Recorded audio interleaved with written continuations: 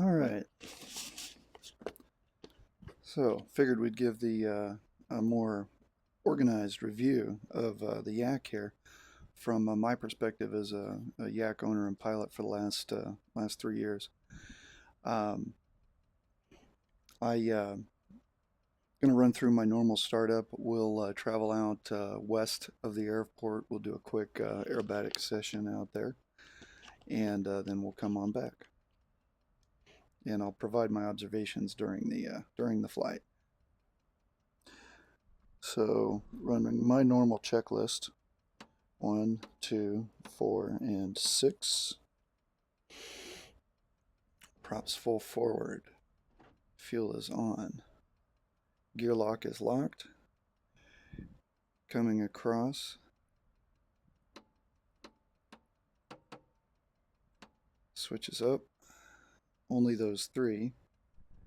Gills are open for start. Put about half friction on. That keeps the gill lever from moving back in flight. Brakes are locked. Okay. All right, so we're going to look at the CHT, which is an OAT gauge at this point with the engine not running. And looks like we're showing about 20 C. So we're going to rotate that to the right. We're going to give it 1 stroke for every line needed to get to 10. So in this case, 8. So 1, 2, 3, 4, 5, 6, 7, 8. All right. Now we're going to prime the fuel system. We're going to come over to the triple gauge. We're going to look for this to come up and indicate at least 0.2.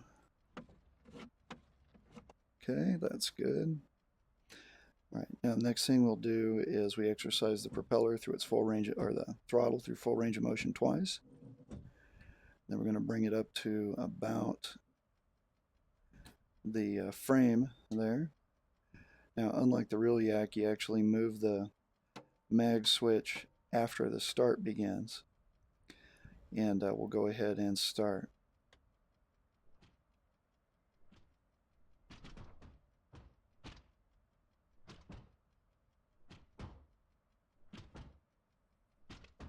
So obviously it's rotating backwards from the backwards it's supposed to be, which would be counterclockwise, as viewed by the pilot.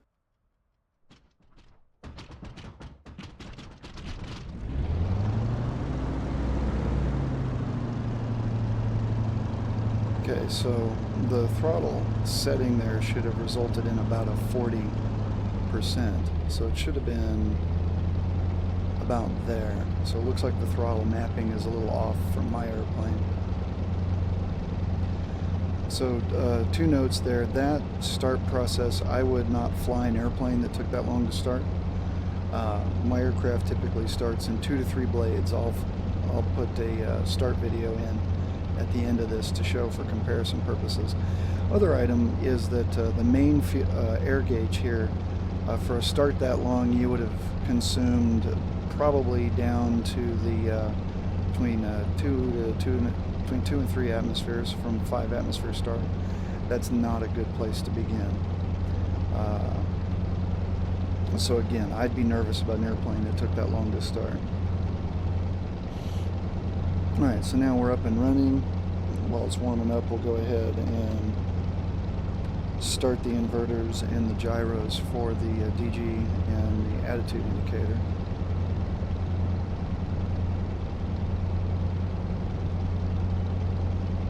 So the real Yak, with this other than upright, will run rough, indicates that it's not happy. So a couple of quick notes while the airplane's warming up. The cockpit is beautifully modeled. It's really, really, really well done. I have to say, it really, really is quite well done.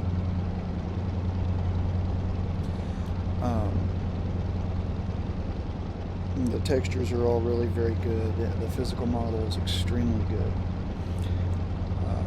I don't spend a lot of time in the back seat, but the back seat is also quite well modeled. Okay, so CHT's up. It's a known issue that the oil temperature is not modeling correctly in the Yak currently. So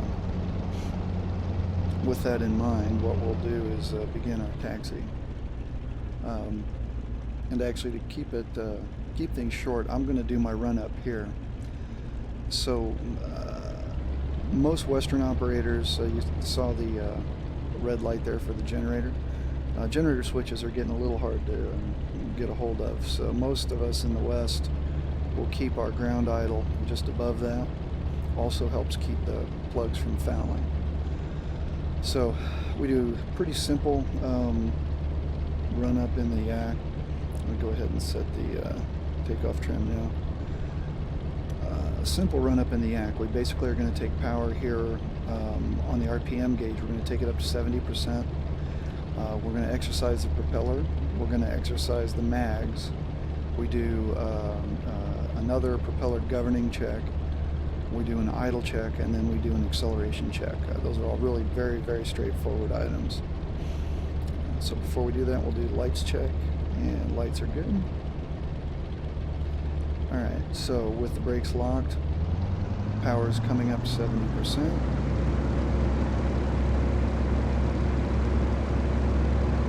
Alright, that's good. Now, props coming back. We're looking for it to govern around 52 to 54%, which it does. Back up. This behavior is about 3 times slower than the real world.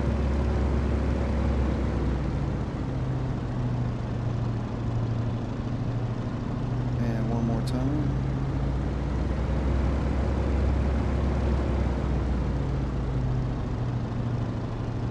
Alright, that check's good. So we'll let it get back up to 70%. Alright, and mag 1. Good drop. Both. Mag 2. Good drop. Both.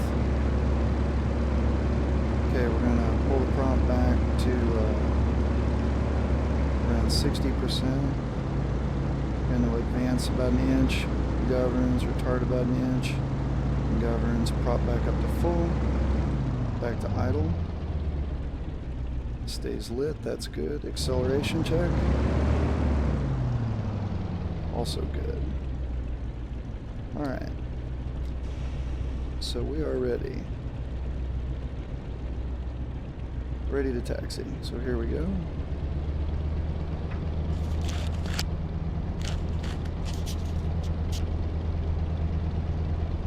Get a little jerkiness in the Rift today that I haven't had for a while.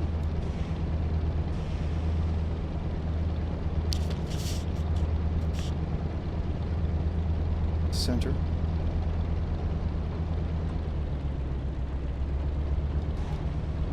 So I'm using a trigger for the brakes to be realistic as far as the location, and that's not quite correct in that it's a digital control, and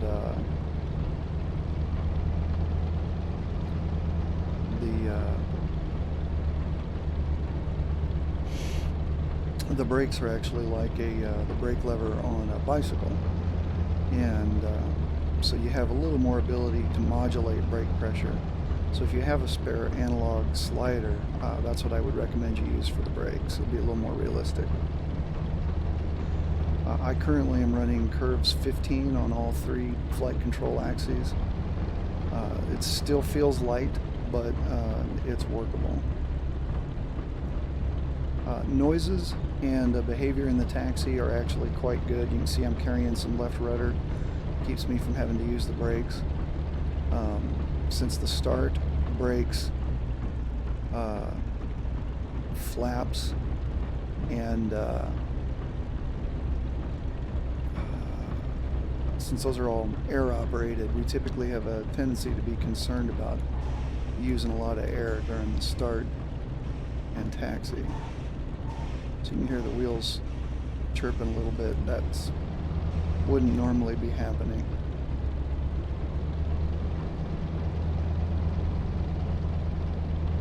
So I think I've said before, sound model is really very well done. The pneumatic sound, with the exception of the starter has a very unique, easily modeled sound. I'm not sure why developers didn't get a simple capture of that, because it's such a characteristic of the airplane. Alright, so we're going to go ahead and close the canopy here.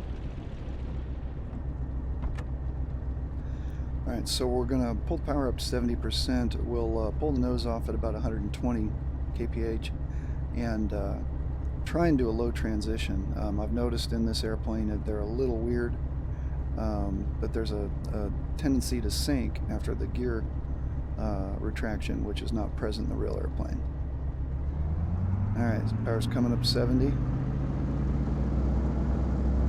Oil pressure's good, fuel pressure's good, temperatures are good, and there's brake release. Full left rudder. Alright, more power coming in. Airspeed's alive.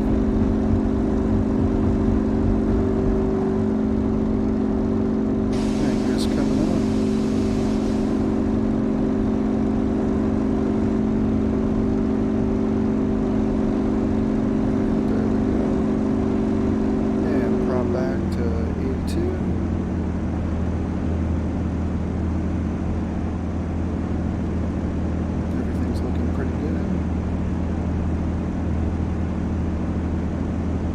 So we'll let it climb out at a more happy, more normal 200 kph. Left-hand traffic here at Henderson.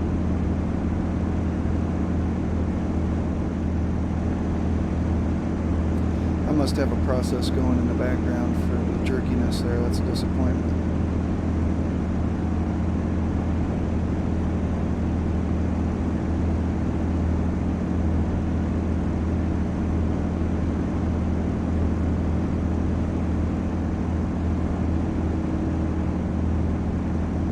So we're watching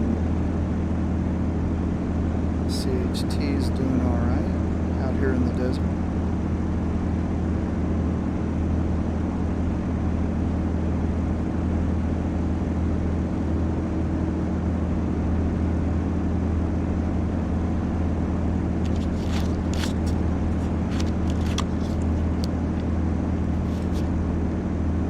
Sometimes an adjustment on the Rift works to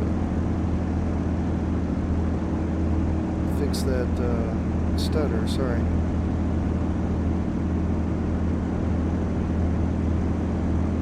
So behavior in the climb out's actually pretty correct, carrying about 2 inches of rudder on the left. That is realistic.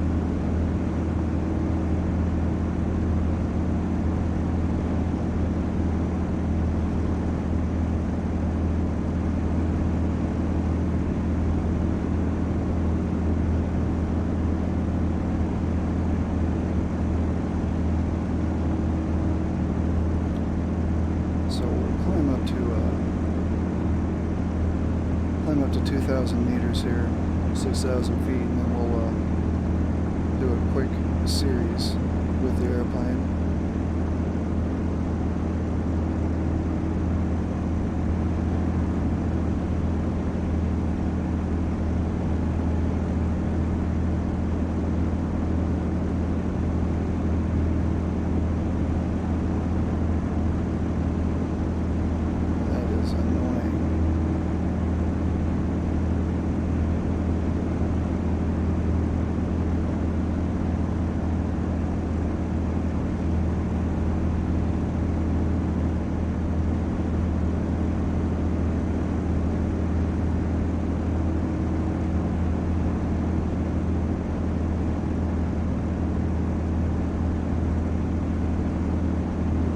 Okay.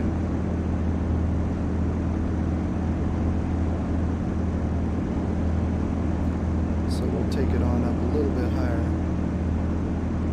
So we're going to want to do a quick spin, comment on the spin behavior. And this is just normal upright. I'll do a separate video on advanced spins where we talk about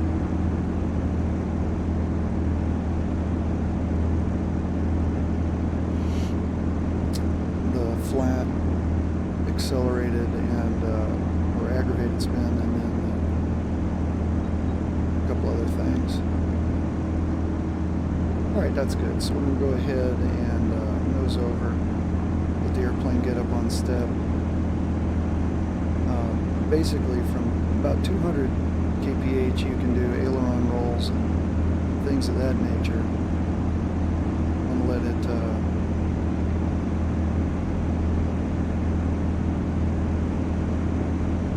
get up to about 250 here. Take up a south heading and do a quick aileron roll here.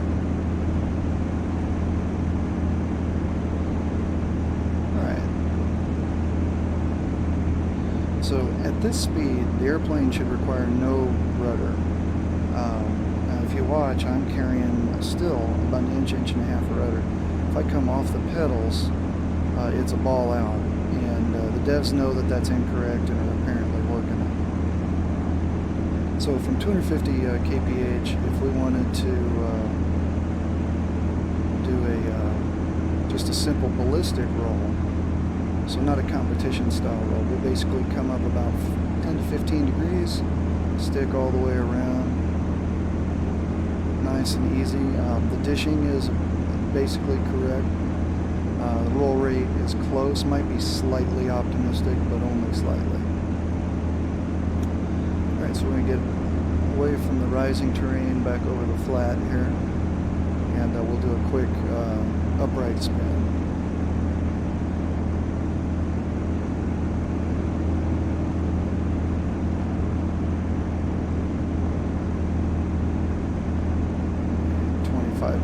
Is plenty.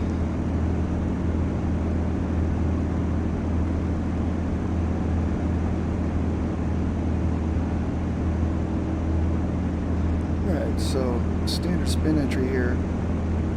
Get coordinated, level flight. We're just going to pull the power off. It's taking a lot of throttle motion, by the way, to get the power out. It's a little unrealistic. Okay, so pitch to try and maintain level. Try and maintain level. Try and maintain level. We're coordinated. Deck angle's about right.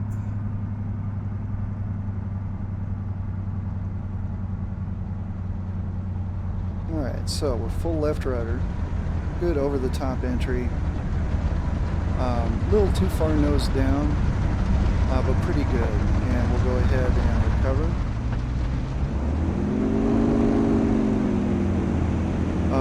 Kudos to the developers on that engine surge with a quick application of power. That is exactly what the real airplane does. So that's a nice touch. That's really well done. So the classic over-the-top entry was correct. The incipient phase was correct. Once it stabilized, it was a little too nose down. And the rate was a little slow, I think, but we'll see what some of the more advanced spins look like later. Alright, so I'm going to quickly climb back up to 2500 here, and I'm going to run an aerobatic sequence that I'm pretty comfortable with in my Yak, 4 figures, and then we'll take the airplane back for a overhead and shutdown.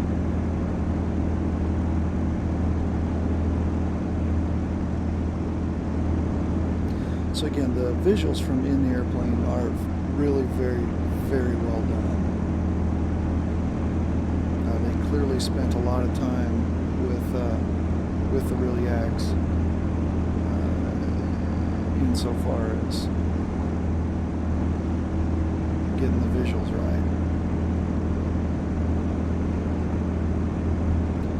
Alright, so this sequence is 4 figures. It's a quarter clover up, quarter clover down, a wing over, and then a loop. This is a sequence I run with the 3-ship team that I fly with occasionally. Okay, so here we go. I'm going to tip in to the right. So this is a nice easy dive. It's a looking to pick up about 300 to 320 kph with a good vertical reference. Straight line reference. There we go. Alright, about a 4G pull. Coming through 60 degrees, we start carving to the left, a little bit of left rudder, keeping the roll coming around. Alright, we're a little off there. Okay, we have a 300. Up in a normal loop, up over the top. Coming through 60 degrees, we start rolling left, still pulling, rolling left, still pulling. Alright, now we're up into the wing over. Normally this should peak at about 150 clicks,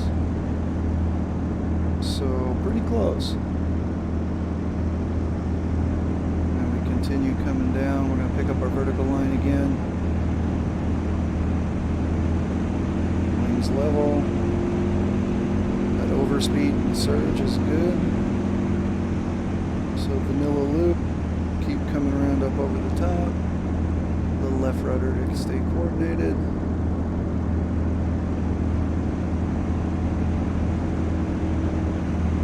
Very well done.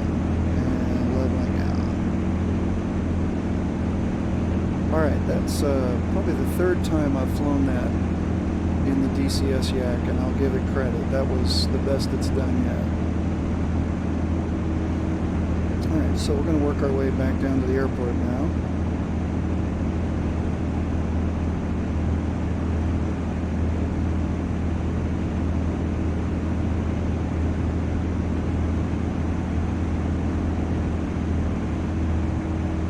So again, 300 clicks should require 0 left rudder, and you can see it's still a ball out, so definitely not correct at all, that behavior. Also, my Yak at less than a 30-degree dive has never seen 300 kph. That's very unrealistic.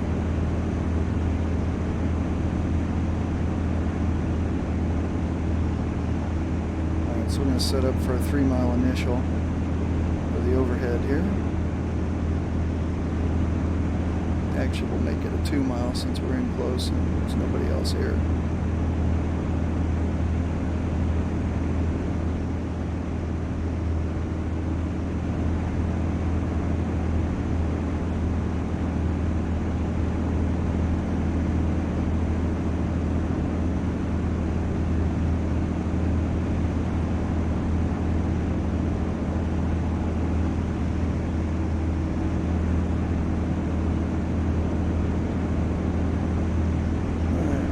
Our way down to about 1,100 meters here. Yeah, we'll use 12. Looks better. Alright, so the overhead's actually a really fun figure, really fun maneuver in the Yak. So if I were wide open, I'd be 260 clicks, and I've got a lot of throttle left. So the airplane's a little optimistic on cruise performance, I'd say.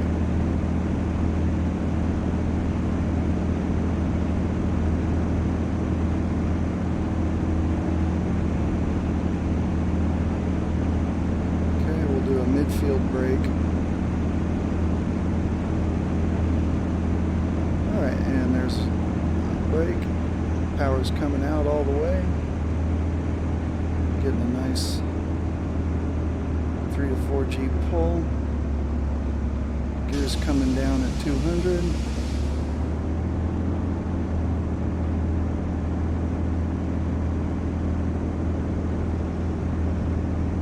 Okay, this feels low for 1,000 feet. Alright. Pin, pin, pin. 3 green. Air is good. Fuel is good. We're clear to land. Alright, so we're going to slow down to 170 on the downwind.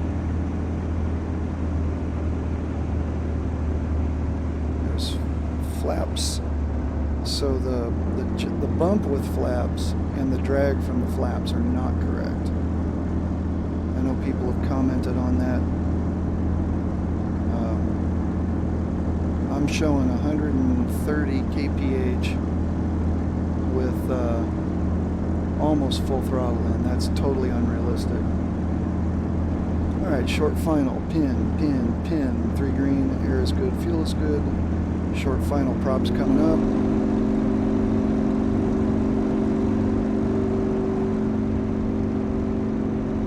And now it's taking a ridiculous amount of throttle movement to pull the power out. Also not realistic. And it's carrying a lot more power for the current throttle setting than it ought to. So the Yak's a very good aero braker if you touch down right. You can hold the nose off for a long time.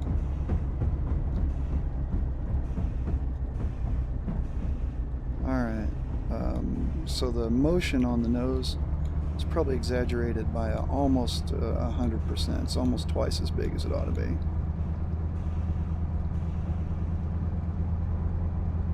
Alright, so we get clear the runway.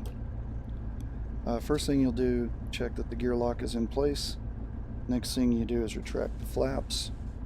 I usually cage switches 3, 5, 7, and 8 at this point. Check that the gills are open, see where our CHTs are at, and then we'll go ahead taxi back and do our run up and shut down.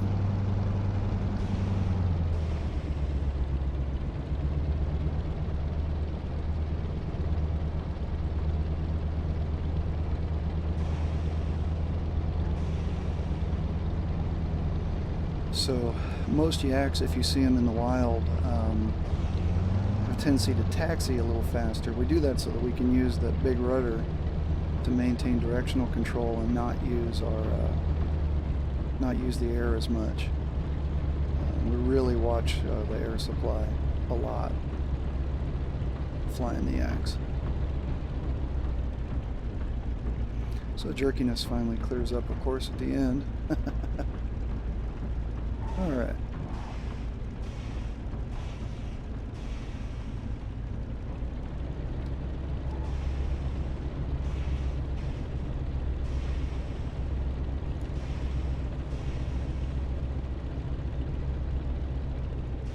And stop. All right. So there doesn't seem to be a way to reset this guy. At least it must be a separate binding. So shutdown in the Yak, also pretty straightforward. We've caged the switches for the systems that are not normally in use at this stage of the flight. So we're going to pull power up to 60%. We're going to leave it there for 15 to 20 seconds. This clears the engine some, pulls oil out, and prevents oil seeping into the bottom cylinders as much, and which causes hydrolock, which damages the engines. So typically during this stage we're watching CHT and oil pressure and temperature as well.